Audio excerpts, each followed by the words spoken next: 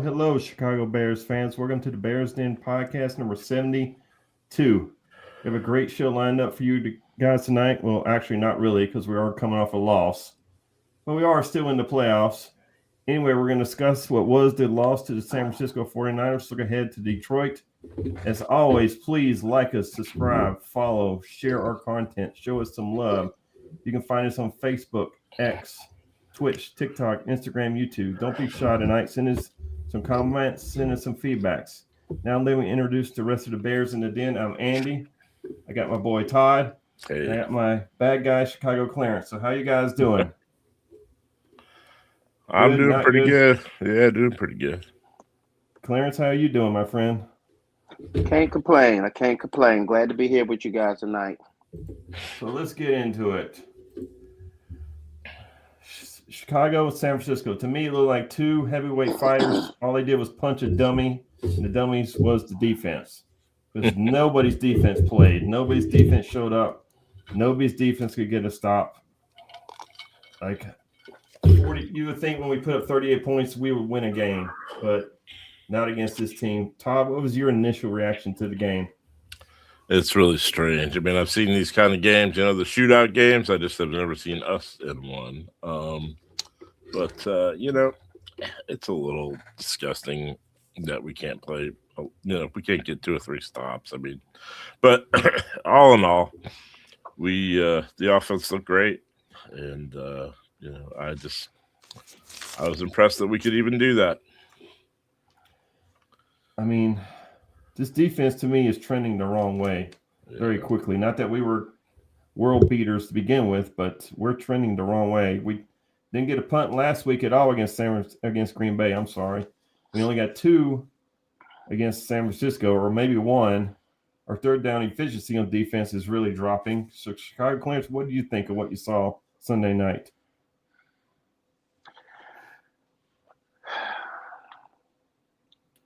On one hand, when people talk about Super Bowl contenders, the 49ers is always one of the teams from the NFC who's always mentioned. Mm-hmm. To go into their building and go toe-to-toe with them was very encouraging, because I think Chicago can be one of those upper echelon teams.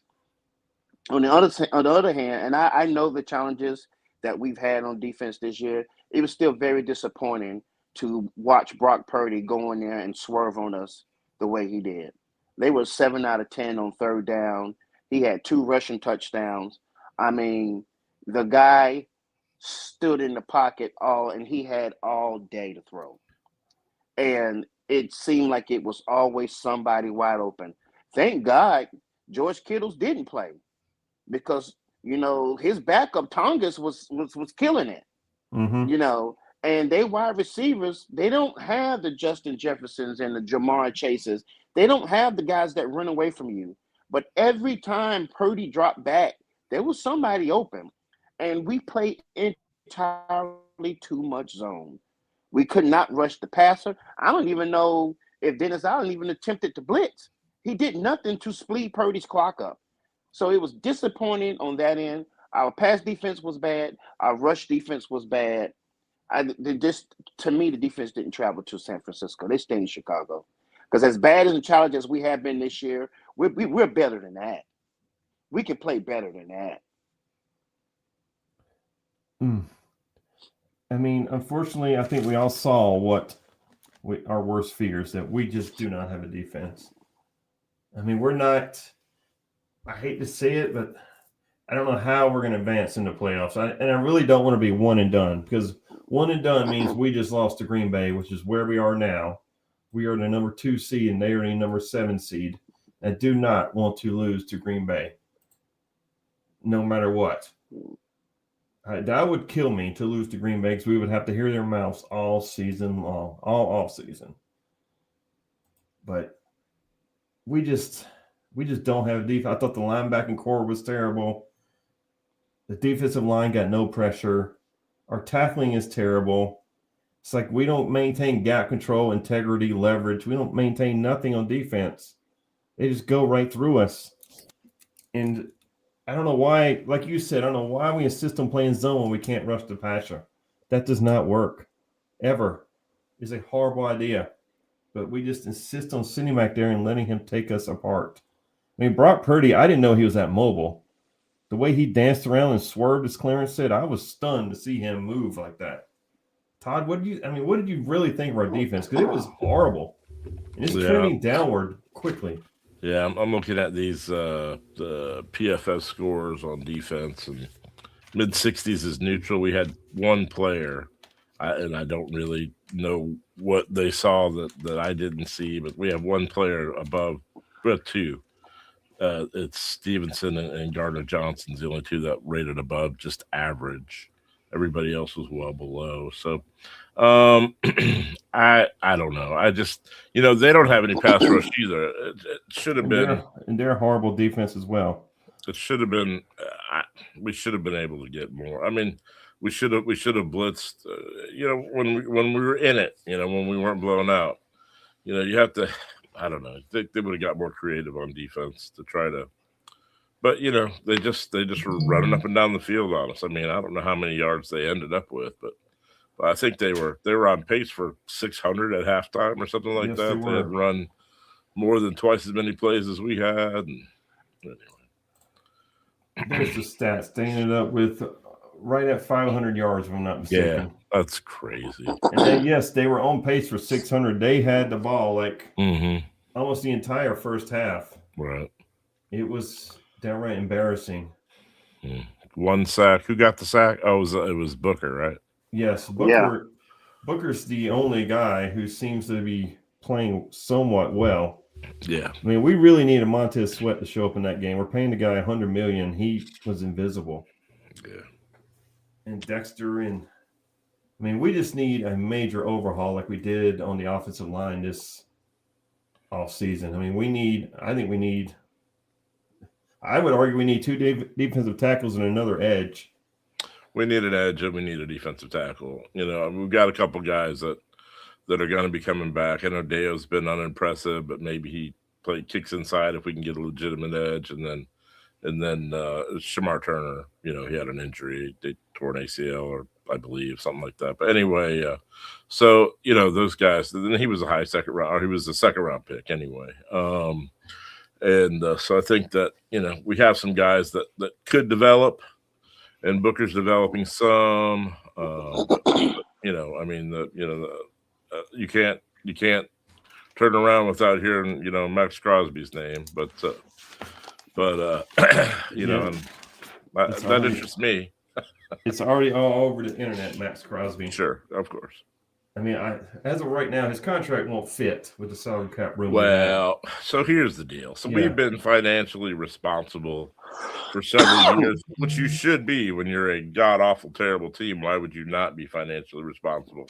But now, we're 1, 2, 3 players away, whatever it is, to being our Super Bowl window has opened, right? So now you get creative with your finances and you make that happen. If that's something that's even remotely possible, you make that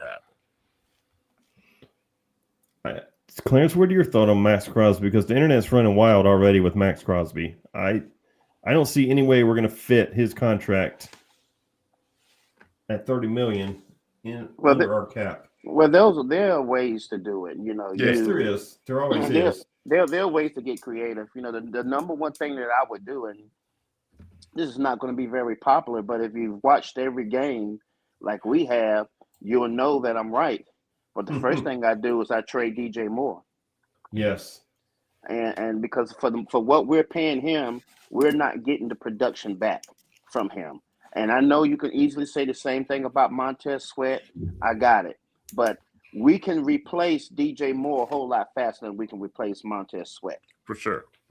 So that's the reason why DJ Moore is my number one target of doing that. I mean, so getting Max Crosby on this team right now, like for instance, if we had Max Crosby on our team right now, we'd be Super Bowl contenders. Yeah, we would be. We would be number one. There would be a nobody who would want to play Chicago. And going back to that game, the number one thing, other than the defense of what I was, well, the number one thing that I would say bothered me the most, other than the defensive side of the ball, was the fact that we did not run the ball. Right. We always say, anybody with any common sense, if you got a hot offense that you're trying to, you stop them by having them sit on the bench. You run the ball on them. Right. You know, we only attempted 22 rushing attempts. That's not going to get it done. You know, you can't be in a track meet with an offensive mind who is just as equal, if not better than you are, Ben Johnson. Right. And Shanahan, with the motions that he ran, the leverage play, he put on a clinic in running motion to create matchup problems for us. He put on a clinic, and you sit his ass down and have them on the sideline watching your guys run the ball. And that's what we should have done. We needed way more than 22 rushing attempts. Way more. And we was pretty successful at running the ball. Mm-hmm. I think, and this is just me saying this. I haven't heard this anywhere else, but and I am pro Ben Johnson. This all of this starts with him. I'm 100%. You just wonder, you go up against the legend in Shanahan, and maybe maybe that turns into an ego play a little bit. I mean, he took the blame for the last play, talking about they weren't on the same page with it or whatever it was. But I can see that. I can see where you're going to go to San Francisco and you're going to beat Shanahan and you're going to outduel him offensively.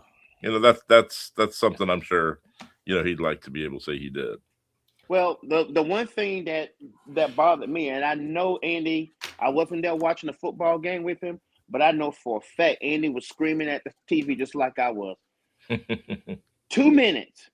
We don't have any timeouts. Why in God's name are we just taking our sweet time? Because that's what ultimately got us. We ran out of time. We got another 15 seconds on the clock. We win this football game. Yeah. Well, when we got in the red zone, the fact that we didn't have any more timeouts, that and the time running down, we couldn't run the ball anymore. We had to throw it. And you get to the last play, they're not even lined up correctly because they ran out of time. And they didn't have a timeout. It was for you. So that's why they lost this game. I think that, that there's so much emphasis put on of falling into the end zone as the last second ticks off and nobody gets another chance. Or got to compare that as like if you make a putt, if it smacks the back of the cup and it goes in, that counts. I know there's style points for it falling in at the last second, but style points don't mean anything. Let's play smart. And hey, you go out there and you drop the best play you can do, but then turn around and say that you weren't on the same page with it, then I understand taking the heat for it. They could have ran a couple more plays, and they're real happy to burn that thing down just to make sure that the ball doesn't go back the other way, because they weren't stopping them. Mm-hmm. And Ben Johnson knew that. I also think he was taking it to the bank that hook and ladder was going to get 6. I thought, when that went up, I thought, and then it didn't get there. Well, Cole Kmet missed his block in the end zone. He overran his player, and then that player came back down and got Swift. But also, if Swift would have bounced it to the outside, I think he would have got in. But I think he was banking on that hook and ladder winning the game. I don't think he didn't have another play. He admitted it. He didn't have another play ready. The play came in late. They couldn't motion and couldn't get set the way they wanted to. So they ran the play without the motion. I mean, it was a fun game, without a doubt. Yeah. I think in 26 years, that's the first game Wendy sat and watched from the first play to the last play. So that's a miracle, But I'm old school Bears. I want to play some defense, Yeah, we don't have a defense. We don't have one. So let me ask you guys something. What do you think of, oh my God, Darnell Wright? Yeah. Now, the reason I'm asking this is because they brought up on the radio show, this never happened before Kevin Warren. They chartered a private plane for this man. They flew him out there at 6:30 in the morning with a trainer so he could play Sunday morning. That is not something we've ever done. I mean, we just put Dan Quinn on a coach when we interviewed him. We put him in coach seating. I mean, we finally chartered a plane to help us win a game. Yeah. I mean, that's unheard of. And he had a great game. Yes. That's why is that he had an amazing game. You know, I was thinking about that today. And I don't know. I guess I'm coming up with conspiracy theories now because I'm thinking, 2024 was god awful, but maybe the worst season. I don't know, up there with 10. Yes. It's up there with the worst seasons. And the sell the team, and Yes. George hear that and seem surprised and all that, and then Virginia dies. And then all of a sudden we can pay $14 million for a coach. And all of a sudden we can do this. All of a sudden we can fly a guy out on a charter plane. I'm not saying she had anything to do with the money and the stuff, but I'm certainly not saying that either. You know what I mean? I think it's Kevin Warren. More Maybe, but there's somebody that they have faith in to say, hey, George, this is what you need to do. You need to do this for this player, and he'll listen. I don't think ownership has listened until the sell the team rants. That's what I think they started listening. I think it's fair to say we've never had a coach like Ben Johnson. Well, Clarence, have we ever had a coach like Ben Johnson? We've had decent coaches, not very many, but we've had decent coaches. It's been a long time, but their attitude has changed. And I know they've sold off part of the team, and they've got some money, but I know that's wrapped up in this. I don't want to talk about the stadium, but it's very unbear-like, and I know that's what you're trying to say, Andy. And I just just in my mind, I was thinking about that today. If Virginia's still alive, do they do that? Do they pay Ben? What do we do? But I mean, she lived to be 102 or whatever it was. So, God bless her. But anyway, I don't know. I'm creating my own conspiracy theories. Clarence, were you surprised when you heard that news that they flew Darnell right in on a chartered plane? Because we don't do this. We didn't even do it for Dan Quinn to interview him. Coach. We don't typically do this. But things have been going on around there that's going to have us start acting like a professional football team. So, and that's just one of the things that's going on. With the changes, with the with them being willing to pay Ben Johnson, and they're going to have to pay some of them assistants, as well going forward. They need to, because they're gonna go after him. Yes. Yeah, they're gonna get poached. I think you pay up to keep them. Yep. But listen. I have always tried to be fair on my criticisms and whatnot. And I do think that there are some things that Ryan Poles could have done differently on defense. But yes, people, especially Bear fans, have got to understand one thing: we have been a work in progress for the last 3 years. This is just not. This is not a culmination of all the stuff that we have done, and I mean by tanking so we can get draft picks and ultimately draft Caleb Williams. We are not a finished product. So yes, we can say some stuff about defense, but I think that if you look at the trade deadline, that's the reason why Ryan Poles didn't go out there and go all on in, and we have to pay for it later with draft picks and salary cap. Right. This is a plan, and so it would be my estimation that we're going to attack the defensive side of the ball this offseason. We have to. So that way the Chicago Bears can be a problem going forward. And if everything continues to trend forward like it is, because we've got 2 more years of Caleb Williams on his deal, I would suffice to say within the next 2 years after this season, the Chicago Bears should be playing in the NFC Championship game and maybe even a Super Bowl within the next 2 years if all goes well. Yeah, I mean, in reality, it's 5 years, but in reality, it's 7 because you can franchise and you can double that. But but then you're spending a lot of money, obviously. But that's the reason why I didn't mention it. You got 2 more years, and then he's going to want that 5th year everybody starts to complain and bellyache because they don't want to go in that 5th year, a contract year without a contract. So we know this, you know, Well, I and the way that guarantee you, yeah. No, I hear you. When like this move with Darnell, you know, he wants paid next year, right? Yeah. He's you know, hey, we flew you out here private. You know, we did this, we did that. Why wouldn't you be happy here? You know, so you know that kind of stuff. That goes both ways. So, I mean, that's I just think me. the future is bright. When you look at our offense, we have Luther Burton, Roma Dunze, Colston Loveland, Monangai, and Caleb Williams under contract for a couple more years. This offensive line is going to be together next year. I mean, we're set on offense. I mean, defensively, I mean, you guys realize Trent Williams went out on the first or second play, and we still cannot generate a pass rush. I know it. At all. Yeah. His backup did pretty good, but still, they could should have been not able to do something. get to the quarterback. But yeah, I mean, this offensive line's probably going to be. I mean, we're going to pay Darnell. That's Yes, Foles' guy. There's no and Ozzy's on a rookie deal, and Benedict's almost free, and so you know we need to add some more depth there too.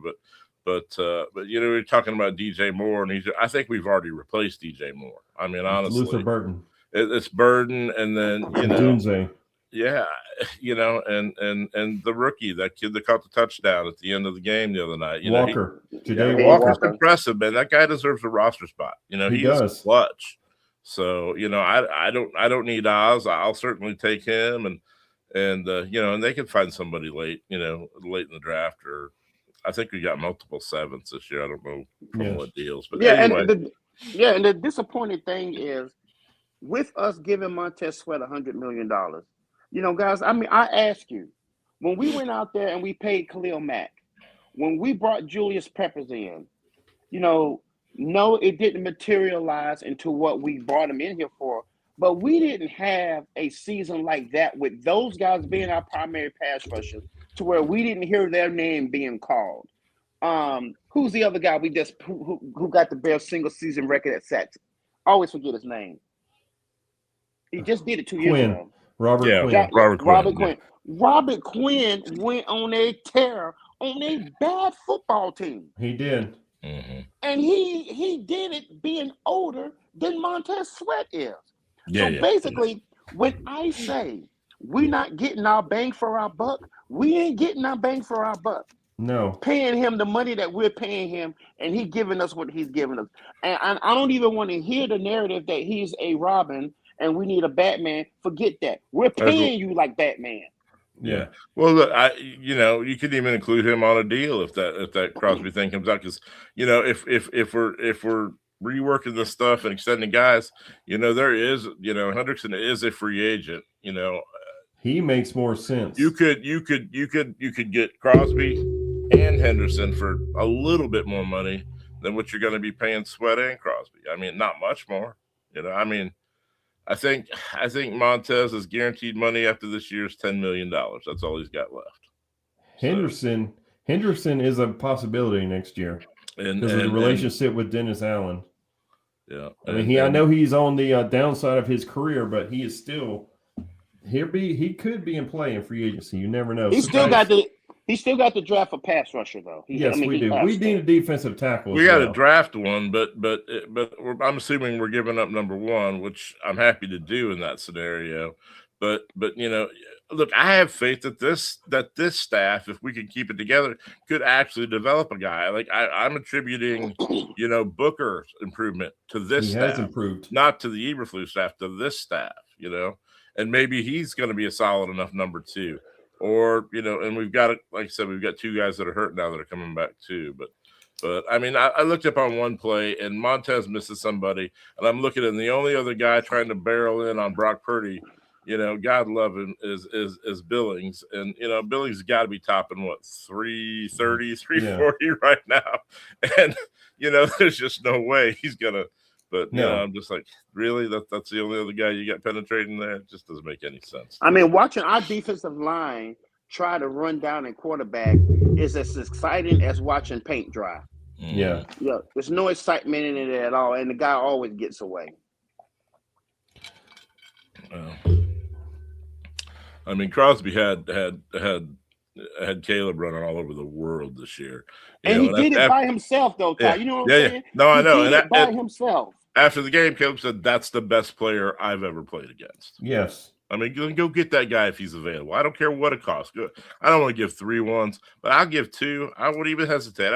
I'll give 2 to player. Yeah. You know, I'll give 2 to player if it's Montez Sweat. So let me ask you guys something. What do you think of Luther Burton? I mean, right now he's listed as day-to-day a quad injury. Thank God it's not major. He was carted off the field. But tell me, this guy is not special. Yeah. With the ball in his hands, he's probably the only receiver we have on our roster that has wiggle and shimmy and shake to his moves. I mean, the way he picked up the 1 3rd down to hit the brakes and curl around to the inside to pick it up. I mean, like Todd said, it makes DJ expendable. You go next year with Burton, Adunze, and Jade Walker. You got 3 receivers already. Colston. Yeah, Colston Loveland. There's only so many balls to go around. You're going to throw the ball in the back coming out of the backfield. Yeah. I mean, if it's Swift, which it might be. So, Clarence, what do you think of Burton's performance Sunday night?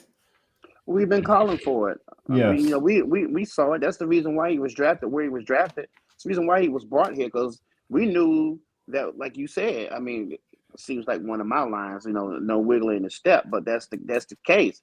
We don't have nobody on offense that opposing defense zero in on and say, we got to stop that guy, unless they're talking about our run game, but not in the wide receiver core, because that's another thing we ain't never really done, is have a top-notch wide receiver that we drafted and developed. And, it's probably because we never could do it with quarterback. So you can't have one without the other. You got to have both of them. So I thought that Burton was a coming out party. I think that a game like that is going to put DJ Moore on notice. Your days here are numbered. We gave him a new contract last year, but he's got to see that his days here are numbered. Yeah. I don't know what kind of value he has on the trade market, though, honestly. You would get something for him. Something, yes. I kept, just searching around. It kept coming up, late second, so maybe the 60th pick somewhere in there. I don't know if that's even true. It may be less than that, but I'm just looking at this roster now. I mean, Edmonds is $17 million, right? And he's out of guaranteed money. So that's 2/3 of the Crosby money right there. So I restructured Drew Dahlman for 2 years and I let Edmonds go, and I have the Crosby money. It's easy.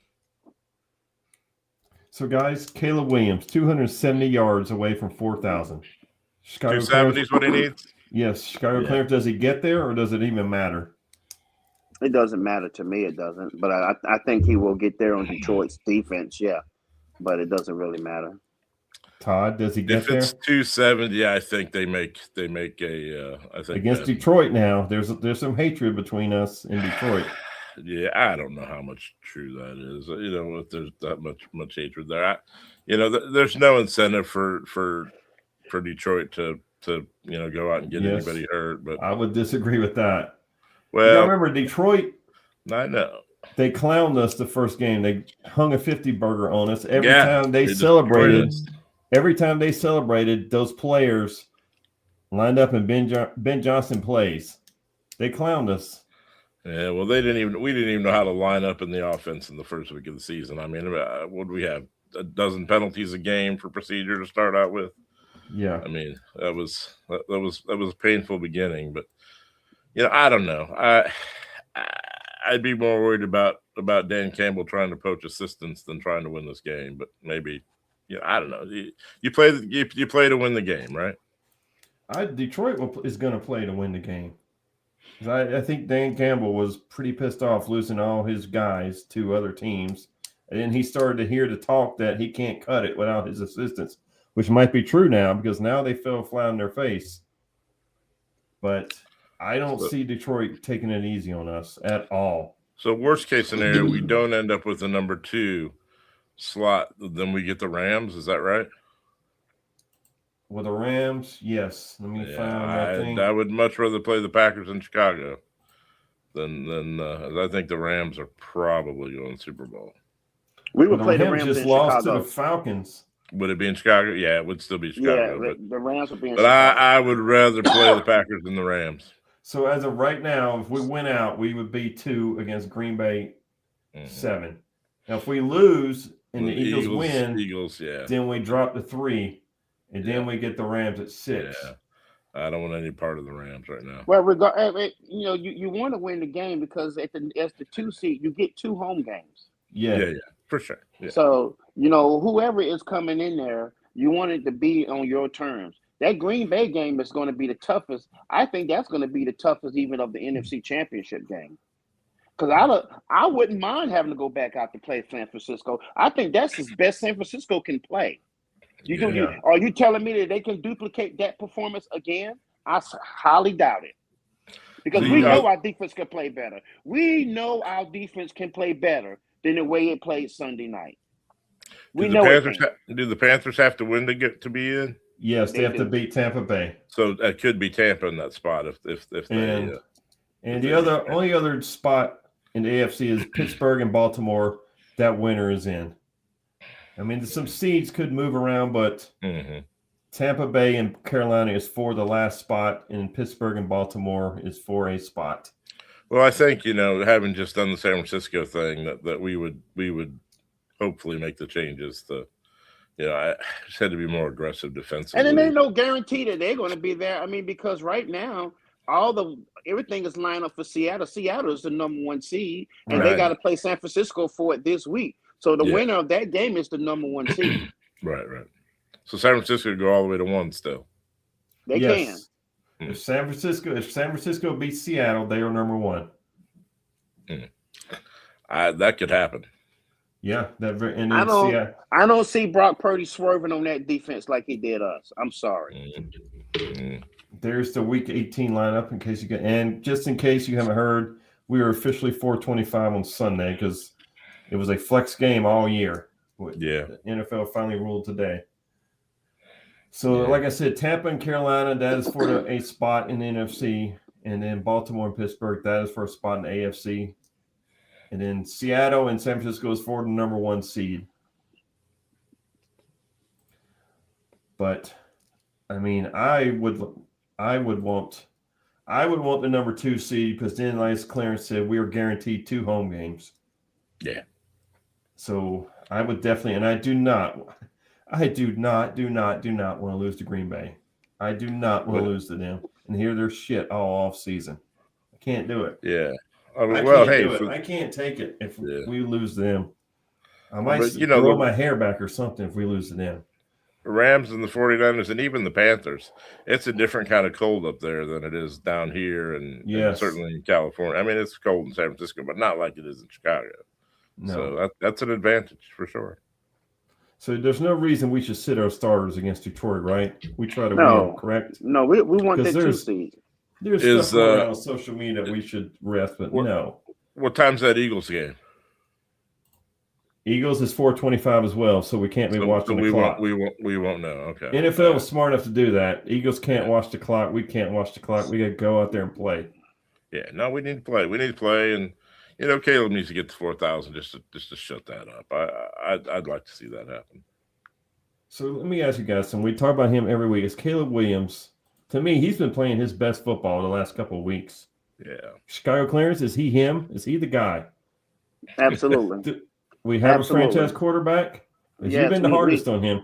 We absolutely have a franchise quarterback, and he's just been getting better and better. Everybody hear what he's saying. Clarence is admitting we have a franchise quarterback. We have a franchise quarterback. Is he perfect? No, he's not. No, but I am excited about the growth that he can obtain because we have the right people in the building working with him.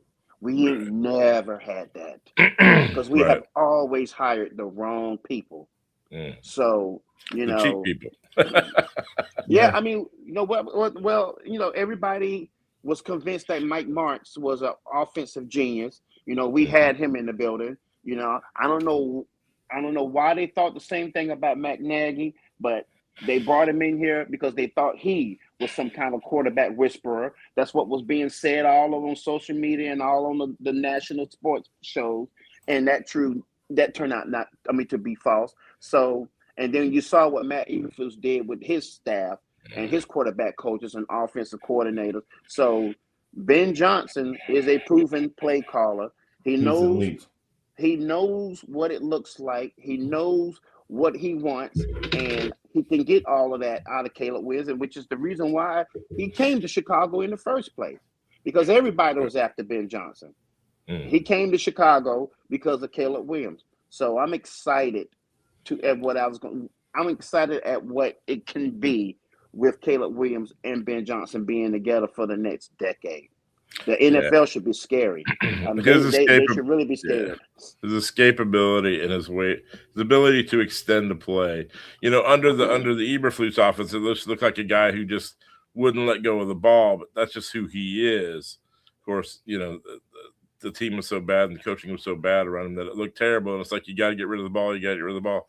You know, there's a reason, and I don't fuss about that anymore. It used to drive me crazy. Last year and the beginning of this year, him holding the ball for 3.5, 4 seconds. But, that's paid off so many times for us this year. I mean, I agree with you guys. I think we have a franchise quarterback. I don't think no one needs to ask that question anymore. No, you think about what he's done.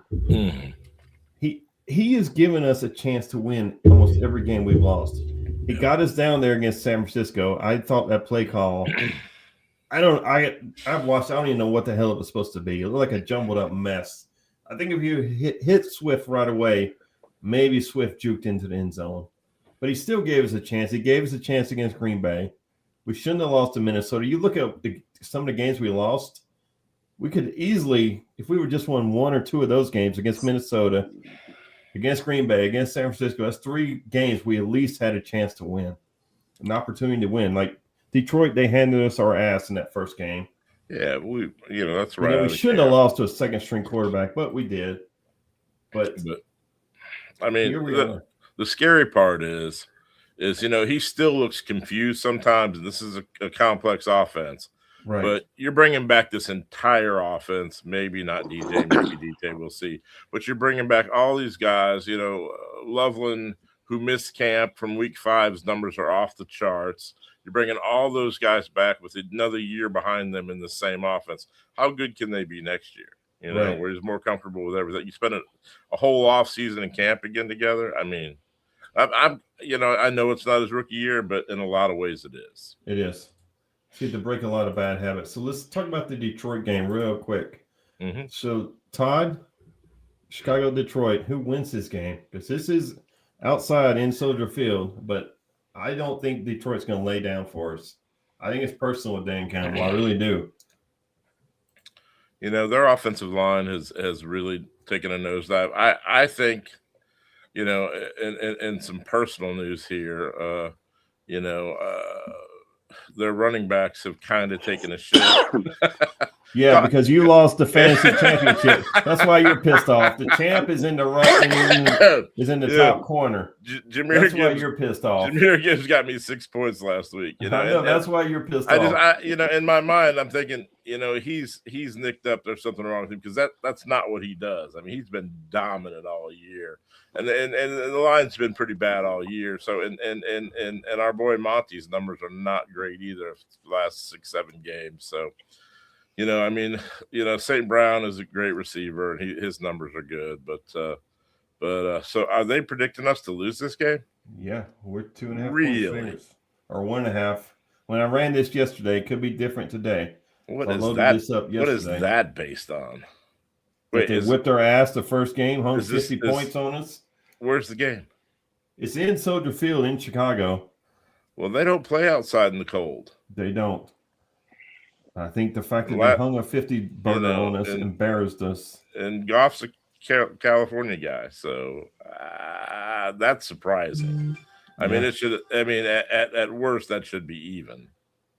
No, Detroit is favored. So Chicago, Clarence. That's crazy. Since Todd brought it up, he is our fantasy football champion.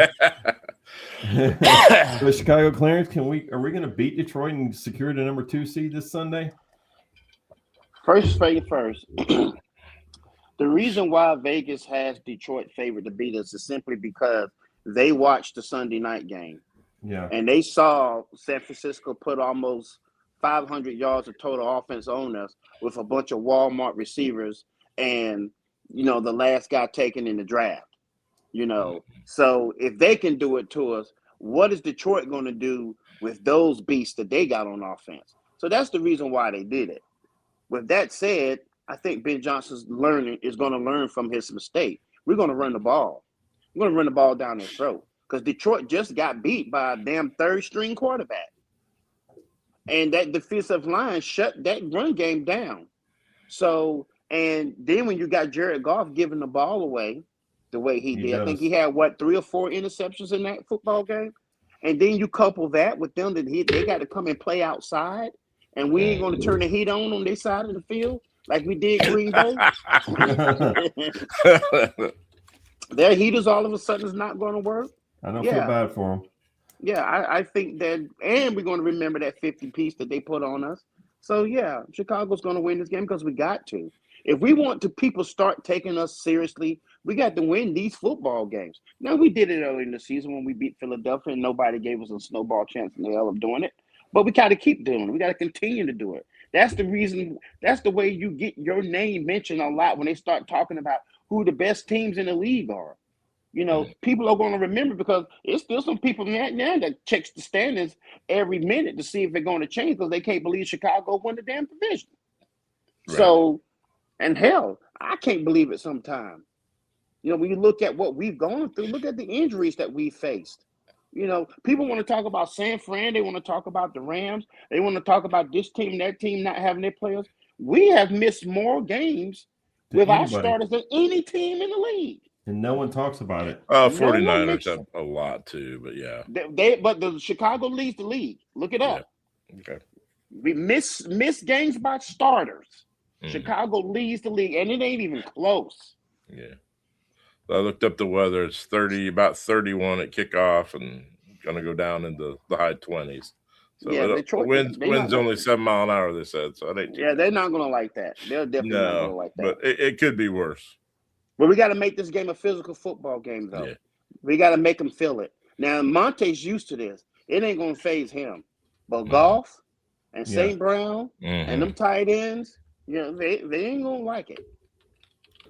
Man, I just think this game's very personal for Dan Campbell. He lost all his assistants to us and to New York Jets. He's had a very bad year. I mean, this is a bad year for Detroit. They were contenders, and now they're pretenders. I mean, you think about where we came from last year. We ended the season no coach. We look like a ship that with a broken rudder. We were just doing circles in the ocean. Fans were screaming, "Fire the coach!" or "Sell the team." I'm sorry, sell the team. Yeah, sell the team. Sell the team.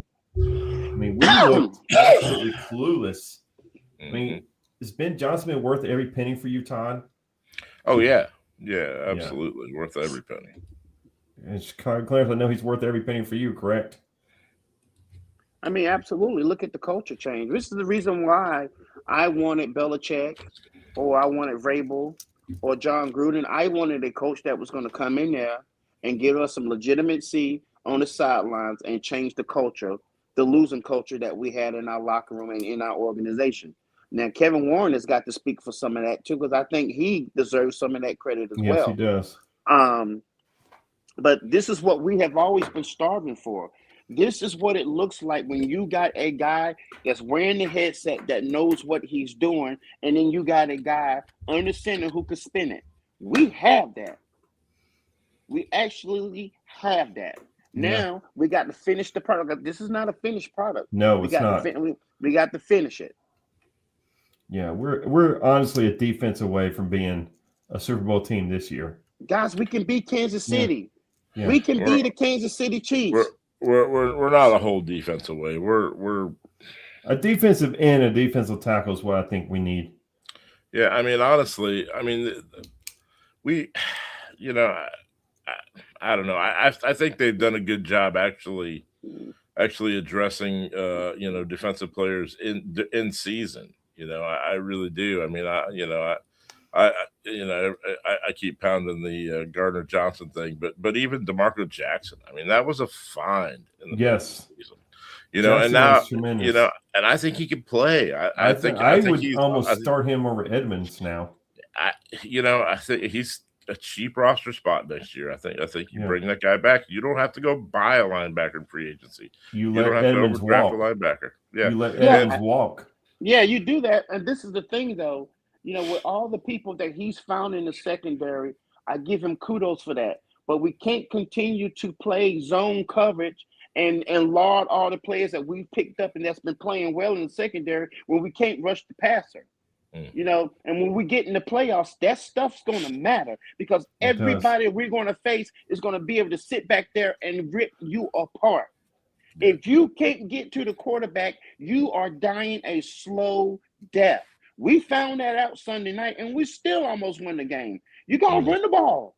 You got to run the ball because if you can't get the opposing team off the field on third down, you know, your next best is just to hold them to a field goal. But you have got to be able to score points, and you got to run the ball and take time off the clock. Right. You know, our defense is on the field for 75, 80 plays. Their defense is on the field for 45, 50 plays. That makes a difference. They're going to be a lot fresher. That makes a huge difference. So, guys, let's get into our final thoughts.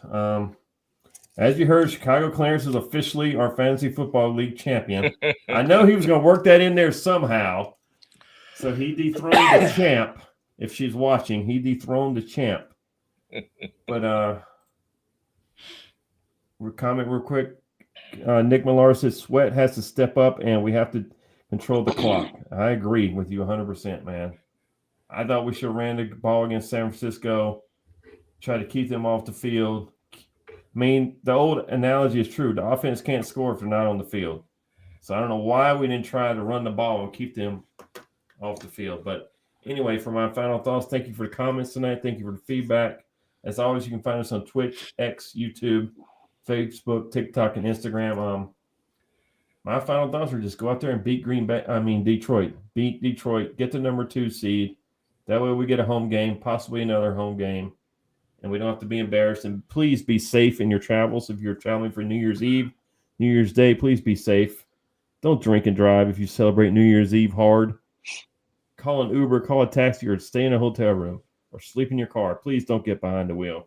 So, Todd, what are your final thoughts? Yeah, I was going to talk about New Year's. You know, in a lot of ways, it's been a challenging year, but not for the Bears. This has been the best year in a long time. So not, you know, other areas in a person's life, maybe this hadn't been the best one, but I appreciate, you know, that at least we had this going this year. So yes. I'm real thankful for that. I know we keep beating the same drum, but it's been a good year, and I think we're going to have several. So I think this is legitimately the beginning of opening a Super Bowl window, and you know, we have a lot less needs than we've needed than in previous seasons where we had a list of things.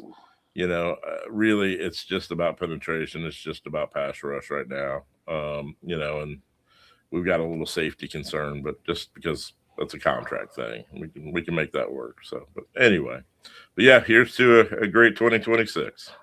Yeah, I mean, I think the window is open as well for Lombardi. Mm-hmm. I think we have the quarterback, we have the coach, we have the offense.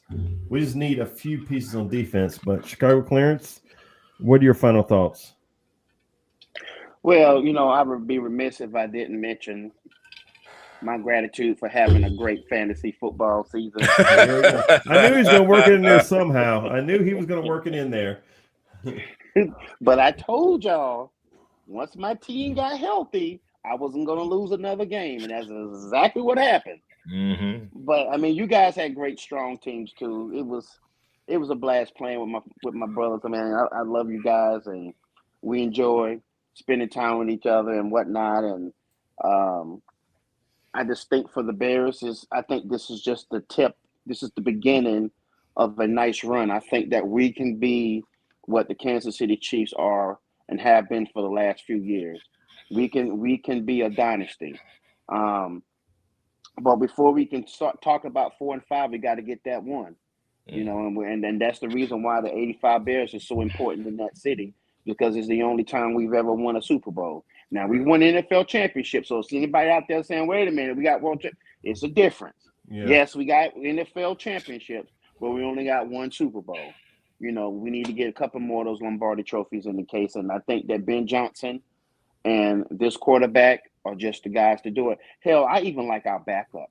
Something happens to Caleb, you know, I like his ability to be able to go in there and get the job done. And, you know, short term, not long term, short term. And But, he's on a pretty team friendly deal too. I mean, they've done a lot of things good this year. A lot of things. Yeah, Ryan Poles has did a great job, you know, but I still think that he was irresponsible with the defense. I think that he went in and threw money at Dio and thought that was just going to fix the problems that we had, and it didn't. And we said it when it happened. You know, is this the best that you're going to give us on defense? Because that wasn't going to cut it. So with that said, you know, we still got work to do, but I'm excited at where we are right now. All right, guys. Until next time, Happy New Year's, safe travels, and as always, bear down. Peace. Bear down.